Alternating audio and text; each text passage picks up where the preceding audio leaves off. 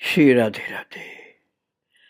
भक्तों, आपके जीवन का वो दिन सबसे ज्यादा महत्वपूर्ण होता है जिस दिन महान भागवत प्रेमी भक्त संत आपको सहज सुलभ हो जाएं और आप उनकी सेवा भी कर सकें, उनके साथ कीर्तन भजन, उनका सत्संग भी प्राप्त कर सकें। आपका भाव, आपका चिंतन यदि सच्चा होगा तो ये सुलभ हो जाएगा प्रभु की कृपा से। यहाँ तक कि भगवान ने गीता जी के 8वें अध्याय के 14वें श्लोक में कहा है कि मैं सुलभ हो जाता हूँ उसको। प्रभु कहते हैं, अनन्य चेता सततम यो माम स्मरति नित्यशः तस्याहं सुलभः पार्थ नित्य युक्त योगिनः। बिल्कुल अब इसी प्रकार की सुलभता हुई थी। महाराज जो राजा थे वहां के जगन्नाथपुरी के, प्रताप रुद्र, उनके लिए इसी तरह से प्रभु सुलभ हो गए। खूब उनकी सेवा किया है और स्वयं संपूर्ण संकीर्तन मंडली को महाप्रभु के साथ साथ पहले तो चरण सेवा किया था, अब ले गए हैं अपने बगीचा में और वहीं पर सबके लिए सुंदर से सुंदर व्यंजन, बढ़िया से बढ़िया फल और बहुत से मेवे और बहुत प्रकार के खाद्य पदार्थ जो पकाए गए थे, बनाए गए थे, कितनी प्रकार की कलाओं के साथ, उन सब को महाराज ने प्रभु के चरणों में अर्पण किया है। और प्रसाद के साथ 5-7 बंडल, बड़े बड़े बंडल थे जो पत्तों के दोने के थे, बहुत सुंदर सुंदर बने हुए, वो आए। ये जानकर कि अति परिश्रम के कारण भक्तगण को भूख लग रही है, प्रभु ने भाव संवरण किया और स्वयं ने एक एक भक्त के सम्मुख 10-10 दोने रखे। फिर स्वयं ही प्रभु परिवेशन करने लगे, अर्थात परोसने लगे। विचार कीजिए, हम भगवान के यहाँ गए हैं और वे स्वयं हम सबका आतिथ्य भार ग्रहण कर रहे हैं। कल्पना कीजिए, भगवान स्वयं पत्तल रख रहे हैं और हम सब खड़े खड़े अवाक हो उनके कार्यकलाप देख रहे हैं। और कल्पना कीजिए, अंत में भगवान ने हमसे कहा, आप लोग बैठिए। भगवान विनय की खान है, वे भक्तगण को इसी प्रकार सम्मान देते हुए संबोधित कर रहे हैं। इसका विशेष कारण यही है कि वे आज गृह करता है, अतिथि की सेवा कर रहे हैं। भक्तगण बैठ नहीं रहे, ये देख करके भगवान अपने श्रीहस्त से, अर्थात गौरांग महाप्रभु अपने करार बिंद से पकड़ पकड़ करके बैठा रहे हैं भक्तों को। ये देख करके भक्तगण जल्दी जल्दी बैठ गए कि ये तो पकड़ेंगे, इससे तो पहले ही बैठो, काहे के लिए परेशान करो प्रभु को। अब भगवान ने अपने हाथों से भोजन व्यंजन परोसना शुरू किया है। एक तो भगवान का भंडार अक्षय है, दूसरे उनका चरित्र उदार है। वे आतिथ्य के निमित्त सर्वत्र उत्सुक रहते हैं जहां प्रेमी भक्त हो। और आज तो प्रेमियों को पूछना नहीं, कितने अद्भुत अद्भुत प्रेमी थे। उन्हें आतिथ्य के निमित्त सर्वस्व अर्पित करने को प्रस्तुत है प्रभु। अपने श्री हस्त से एक एक की पत्तल पर 10-10 लोगों के हिस्से का आहारी द्रव्य अर्थात भोजन परस रहे हैं। और महाराज भोजन भी कैसा दिव्य था, प्रभु के कर स्पर्श के द्वारा परम दिव्य हो गया था कि उसमें से सुगंध जो निकल रही थी भोजन से, उससे नासिका मत्त हो रही थी। कल्पना कीजिए, स्वयं भगवती राधा रानी भोजन बना रही हैं। राधा की स्वरूप तो थे महाप्रभु जी, किंतु भगवान स्वयं नहीं बैठे, भक्तगण कैसे खाएंगे? भगवान भोजन परसने में अर्थात परिवेशन क्रिया में व्यस्त है। हठात देखा कि भक्तगण हाथ समेटे बैठे हैं। भगवान तो अंतर्यामी है, किंतु इस समय वे मनुष्यों के साथ क्रीड़ा कर रहे हैं। तो अंतर्यामी और सर्वव्यापी होकर घूमेंगे तो मनुष्य उनके साथ किस प्रकार घुल मिल सकेंगे? अतः इस समय उनको अति निरीह और सरल प्रकृति का होना पड़ रहा है। इसलिए भक्तगण भोजन नहीं कर रहे, मानो इसका कारण न समझ पा करके व्यस्त होकर जिज्ञासा कर रहे हैं प्रभु, और कह रहे हैं आप लोग बैठिए भोजन कीजिए, विलंब क्यों कर रहे हैं? तब एक मर्मी भक्त ने उत्तर दिया। उस भक्त ने कहा, ठाकुर समझ नहीं रहे, जब तक तुम नहीं बैठोगे ये लोग कैसे खाएंगे, कैसे ग्रहण करेंगे भोजन? तब कुछ लज्जित से होते हुए स्वयं गौरांग महाप्रभु विराजमान हुए, बैठ गए। जिस प्रकार गोपीगण गोलोक में नवीन नागर के साथ क्रीड़ा करती हैं, उसी प्रकार भक्तगण भी श्री गौरांग के साथ क्रीड़ा कर रहे हैं। प्रभु के बैठने के पश्चात स्वरूप दामोदर, गोपीनाथ आदि लोग भोजन परसने लगे। भक्तगण के महाप्रसाद ग्रहण कर लेने के उपरांत देखा गया कि करीब 1000 लोगों का भोजन अभी बचा हुआ। तब प्रभु के आह्वान पर करीब 1000 गरीब लोग, बहुत गरीब जो लोग, भिखारी भी उसमें अधिकतर थे, वो लोग आ गए। प्रभु ने गोविंद आदि के द्वारा उन सबको भोजन कराया। प्रभु कह रहे हैं हरि बोल, और वे महाराज सब गरीब लोग जो बैठे थे वो भी हरि ध्वनि कर रहे हैं। हरि हरि बोल कंगाल प्रेमी भास जाए। कंगालों को भोजन करा और उनको दक्षिणा स्वरूप भक्ति धन देकर प्रभु निजगण के साथ आराम करने लगे। नारियल शासन वन में भोग कार्य समाप्त होने पर गौड़ीय गण पुनः रथ को रस्सी खींचने लगे, रथ की रस्सी। गौड़ी भक्त लोग जो थे फिर से रथ की रस्सी खींचना शुरू किया, परंतु रथ आगे नहीं बढ़ा। वे लोग प्राणपण से कोशिश करने लगे, फिर भी रथ नहीं चला आगे।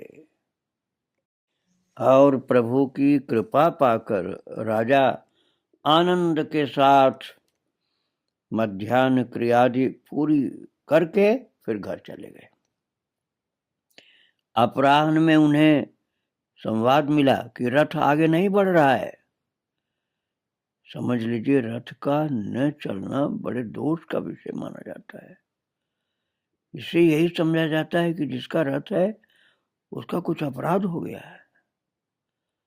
और महाराज राजा ये अशुभ समाचार सुनते ही बहुत से मित्रों के साथ नारियल शासन वन में दौड़े आए, और राजा ने पहले बड़े बड़े पहलवानों को रथ खींचने के लिए नियुक्त किया। वे स्वयं भी महामल्ल थे, महाराज भी, उन्होंने भी खींचना आरंभ किया, किंतु भारी चेष्टा करने पर भी रथ नहीं चला। राजा और भी चिंतित हो गए। पहलवानों के असफल होने पर राजा ने बड़े बड़े हाथी रथ में लगवाकर रथ चलाने की चेष्टा की, किंतु हाथियों के द्वारा खींचे जाने पर भी रथ नहीं चला। राजा व्याकुल हो रहे हैं। अंत में महावतगण हाथियों पर प्रहार करने लगे। हाथी चित्कार करने लगे, लेकिन रथ नहीं चला। रथ बिल्कुल साफ सुथरे रास्ते पर है, और इसी रास्ते पर यहाँ तक कि बिना किसी असुविधा के आया है, अब क्यों नहीं चल रहा? राजा को पक्का विश्वास हो गया कि श्री जगन्नाथ किसी कारण उनके ऊपर क्रुद्ध हो गए। ये बात सिर्फ राजा की नहीं, उपस्थित सभी लोग सोच रहे थे, रथ नहीं चल रहा। राजा व्याकुल होकर उसे चलाने के निमित्त नया नया प्रयास, यथासाध्य चेष्टा सब कर रहे हैं। ये सब प्रभु अपने पार्षदों के साथ खड़े खड़े नीरव होकर देख रहे हैं। जब राजा ने देखा कि रथ चलाना उनके लिए असाध्य है, तब वो निराश होकर अति कातर भाव से प्रभु की ओर देखने लगे। प्रभु तुरंत अपनी नयन भंगिमा से भय किस बात का है, मैं हूं ना, ये भाव व्यक्त करते हुए अपने नेत्र के इशारे से मुस्कुराते हुए प्रसन्नता से देखते हुए आगे चले गौरांग महाप्रभु। प्रभु चले तो उनके भक्तगण भी चल दिए।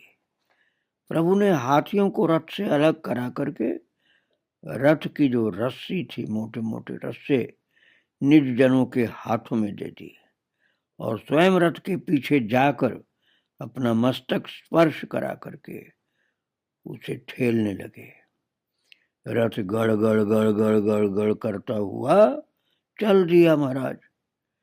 जो लोग रथ की रस्सी पकड़ के खींच रहे थे, वे समझ गए कि रथ उनकी शक्ति से नहीं चल रहा है, मानो स्वयं की शक्ति से चल रहा है।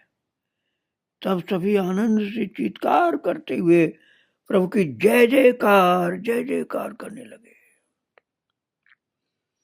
और महाराज चरितामृत में ऐसा मिलता है कि जय गौरचंद्र जय श्री कृष्ण चैतन्य, ए मत कोलाहल लोके धन्य धन्य।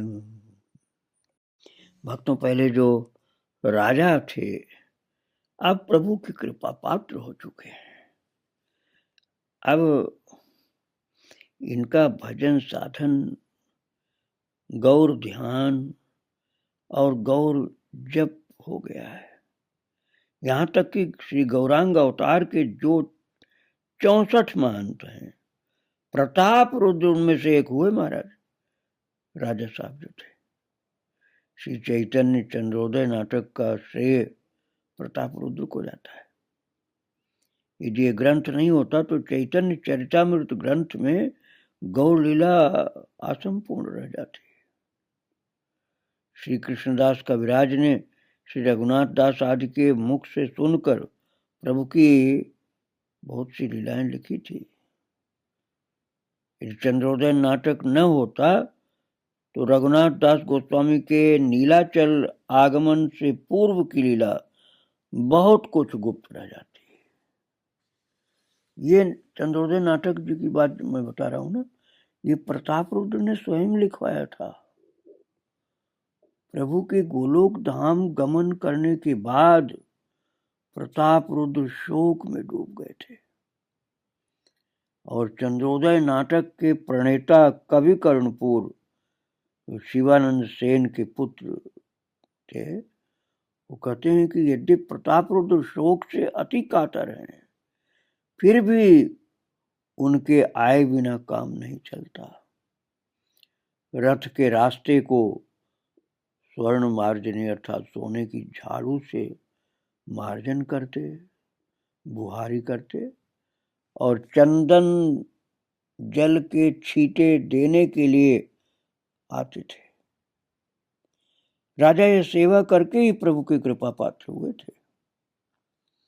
राजा रथ यात्रा से पूर्व ये सेवा करते थे, तब आह्लाद के सागर में गोते खाते थे, क्योंकि वे सेवा करते और प्रभु खड़े होकर देखते थे, उनकी सेवा का दर्शन करते थे। प्रभु वे राजा थे, उनकी छोटी सी सेवा देखकर प्रभु बड़े खुश होते।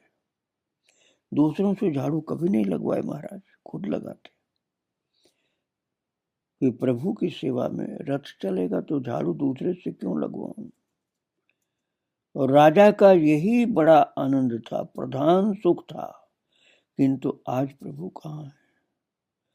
कौन उनकी सेवा देखेगा और किसके दर्शन से सुखी होकर वे सेवा करेंगे। राजा इस सेवा के लिए आए हैं, क्योंकि आए बिना काम नहीं चलता। भक्तों, वे देखते हैं कि वह स्थान जहां खड़े होकर प्रभु उनकी सेवा देखते थे शून्य है। ये देखकर वे पूरी तरह धैर्य विहीन हो जाते थे। पथ मार्जन करते, किंतु आंखें भर आने से देख नहीं पाते। तब ये वीर पुरुष पतिहीना नव वियोगिनी युवती रमणी की भांति जिस स्थान पर प्रभु खड़े रहते थे उस ओर देख करके मार्जनी को हृदय से लगाए, अर्थात उस झाड़ू को हृदय से सटा करके फपक करके रो पड़ते थे प्रभु की याद करके। इतनी भक्ति थी उनके अंदर। तब पात्र मित्र उनको सांत्वना प्रदान करके घर ले गए। राजा रामानंद आदि मर्मी बंधुओं के साथ एकांत में बैठकर रोदन करने लगे। राजा ने रोते रोते एक भक्त से कहा था, हे प्रभु के कृपा पात्र कवि, देखो वही जगन्नाथ है, वही महोत्सव हो रहा है, वही वाद्य बज रहे हैं, आनंद की संपूर्ण सामग्री उपस्थित है, किंतु महाप्रभु बिना मोर सब लागे शून्य, हाय कि उपाय करे मुहि हति पुण्य। हे कवितर, हे कविवर, मैं प्रभु की विरह वेदना और सहन नहीं कर पा रहा। तुम प्रभु की लीला को नाटक के रूप में लिखकर मुझे दिखाओ, उसी को देखकर मैं जीवन धारण करूंगा। इस प्रकार राजा के अनुरोध पर कवि कर्णपुर श्री चैतन्य चंद्रोदय नाम से महाप्रभु की लीलाओं को नाटक के रूप में लिखा था। भक्तों,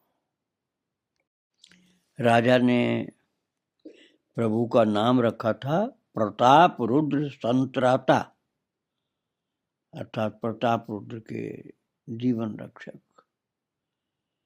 अतएव जब प्रताप रुद्र संत्राता की जय, जय प्रताप रुद्र की जय, प्रभु की शक्ति से रथ एक ही मुहूर्त में गुंडीचा जा पहुंचा। जब ऐसा बोला गया, श्री जगन्नाथ सिंहासन पर विराजमान हुए। प्रभु ने भक्तों के साथ कीर्तन आरंभ किया। क्रमशः संध्या हुई, सभी ने आरती दर्शन किए। अंत में सभी ने श्री जगन्नाथ वल्लभ उपवन में आकर रात्रि विश्राम किया। इसी मनोरम उपवन में राय रामानंद ने श्री जगन्नाथ वल्लभ नाटक की रचना कर राजा को दिखाया और सुनाया था। जितने दिन रथ सुंदराचल में रहा उतने दिन प्रभु यहीं रहे। एक जोड़ी खड़ाऊं, एक कंठा अर्थात गुदड़ी, एक जलपात्र और 2-4 कौपीन, प्रभु की बस यही तेजस चीजें थी।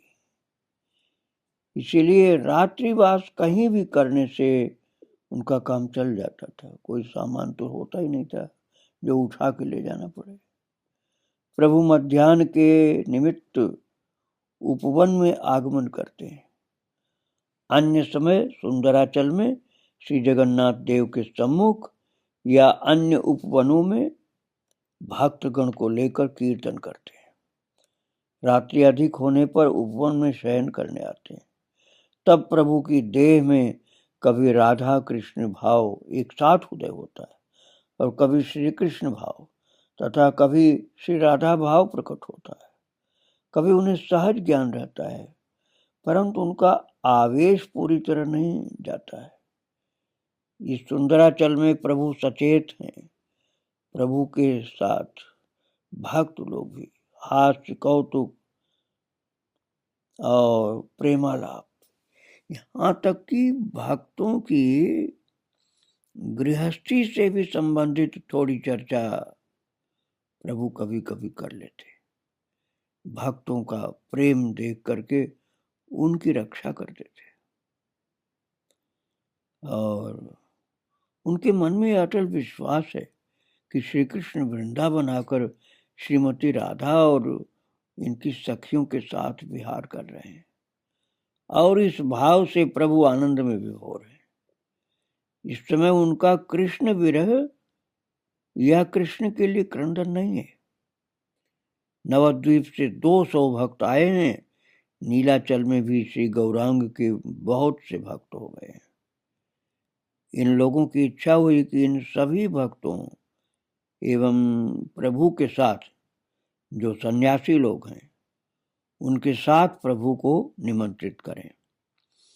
तो प्रभु को निमंत्रित करने का अर्थ प्राय 400 लोगों के लिए आयोजन करना, कम से कम 400। रथ के 9 दिन जगन्नाथ सुंदराचल में रहेंगे और ये 9 दिन गौरवासी 9 मुख्य भक्तों ने बांट लिए। इन सभी ने प्रभु को एक एक दिन निमंत्रित करने का अधिकार पाया। गौरवासी भक्तगण 4 मास नीलाचल में रहेंगे। इन 4 मासों को 120 जनों ने बांट लिया। इससे भी यदि पूरा न पड़े तो रोज 2-3 लोगों को भी निमंत्रण देने का अधिकार मिल गया। इस प्रकार रोज महोत्सव होने लगा। इस समय भी प्रभु भक्तों के साथ आनंद सागर में गोते लगा रहे हैं। सभी लोग प्रातः का कृत्य समाप्त कर जगन्नाथ भगवान के सम्मुख पहुंचे। वहां मधुर मधुर नृत्य गायन होने लगे और भक्तों सभी को यही धारणा थी कि श्याम सुंदर इस समय वृंदावन में। गीत भी इसी भाव के गाए जा रहे हैं और इस आनंद में 400 भक्त एक साथ कूद पड़े। प्रभु की इस समय भी यही धारणा कि वे यमुना में श्री कृष्ण के साथ जल क्रीड़ा कर रहे हैं। अनेक भक्तों का भी यही भाव। इनमें पतित पावन श्री अद्वैताचार्य भी हैं, अति विज्ञ सार्वभौम हैं, अति दीन श्री हरिदास जी हैं, अति ज्ञानी परमानंद पुरी हैं, अति भले मानुष गदाधर और अति रूखे दामोदर पंडित हैं। किंतु सभी ने महाचांचल्य आरंभ कर दिया। इसी समय अद्वैताचार्य जीवों का दुख भूल गए। परमानंद पुरी ने अपना ध्यान छोड़ दिया और दामोदर ने अपना शासन शिथिल कर दिया। संक्षेप में कहा जाए तो सभी ब्रज बालकों के समान जल क्रीड़ा करने लगे। यदि एक पागल पानी में तैर रहा हो या क्रीड़ा कर रहा हो तो 400 लोग उसे देखने के लिए दौड़ पड़ते हैं और 400 पागल जल में इस प्रकार संतरण करें, तैरें, क्रीड़ा करें तो कैसा कांड होगा वो अनुभव कीजिए। एक भद्र व्यक्ति भी जल में इस प्रकार पागलपन करे तो बहुत सारे लोग खूब हंसते हैं, देखते हैं। किंतु ये तो 400 भद्र लोग स्वयं प्रभु भुवन विख्यात नैयायिक और वेदांतिक सार्वभौम विद्यानगर के अधिकारी रामानंद राय आज जल क्रीड़ा कर रहे हैं। मतलब लाखों लोग देख रहे हैं महाराज। पहले भोजन में बहुत